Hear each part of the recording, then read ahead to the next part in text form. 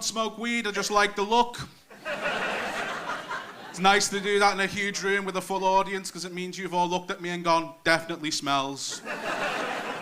Said that at a gig back home recently. A woman on the front row yelled at, lad, you look like you stink like the carpet in a Warhammer shop. And I had to be like, Mum. Had a tough year though, guys. I got dumped at the start of the year. Because my girlfriend had anxiety about me being a travelling comedian that I would cheat with a comedy groupie.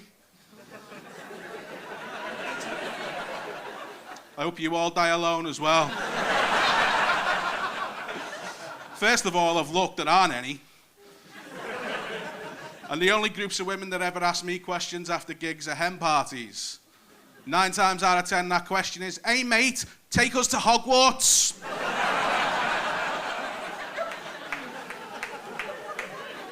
Past few months, that's changed. I get the odd Moana now. But mostly, excuse me, love, were you on that baby reindeer?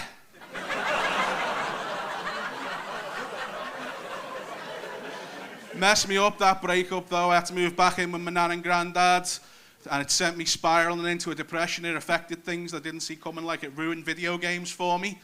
Massive issue, obviously. I'd be sitting there on Call of Duty and someone would be yelling in my headset, I'm shagging your ma.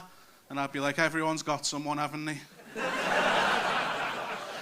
So I decided to take a bold step, decided to try out therapy, but I didn't want to go to the doctor. Sidestepped the doctor, did the NHS online depression quiz, which is a bit like one of them BuzzFeed things, except instead of what Labrador you are, every result is you're sad. Did it, forgot about it, got a phone call from a lady called Susan from the crisis team. She rang up and said, hello, Mr. Carter, I'm just ringing to let you know you got an unusually high score on our quiz. I was like, what have I won, Sue? And she said, I just need to ask you, Mr. Carter, do you have any plans to end your life today? I said, well, I've just ordered the Dominos. So you're probably safe there, Sue. And she was like, I just need to ask you, Mr. Carter, do you know if there's any history of depression running in your family? I was like, it'd be fucking nice if someone did. And she said to me, all right, Mr. Carter, before I let you go, I just need to ask you, is there anything preventing you from taking your life at the moment?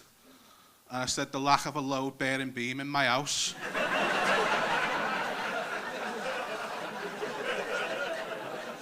And the fact that B&Q doesn't sell a rope thick enough. But I thought, you know what, I've got to be brave, I've got to go to the doctor. And the reason I don't like going to the doctor is the obvious one. Every time I go in, he brings up my size. Last time I went in, I hadn't even shut the door and he's yelling at me, you, Mr. Carter, overweight, vitamin deficient and on the verge of a stroke. What have you got to say for yourself? I said, I'm just dropping me nan off, pal.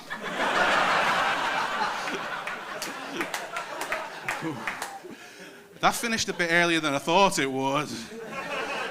What a shock, a fat man finishes prematurely. Don't know what else I can say. Now, you've had a nice day. Before I came in here, I went over to the statue of Harry Potter and I went to say, you're at, and I went, nah, you've probably heard it, mate. I'm from a lovely part of the world in Liverpool. Worst part about it is that I live by a school, so we get all the noise, the traffic, the kids. And there's this one young mum who stands outside ours every morning yelling at the top of her lungs. She'd be like, Tracy, Leanne, Tasha, Christabel, Maryse, Siobhan, Kendall, Brianna, Destiny, Chastity, Avril, Hope, Saphira, Beyonce. Get here, now! And one kid comes running round that corner.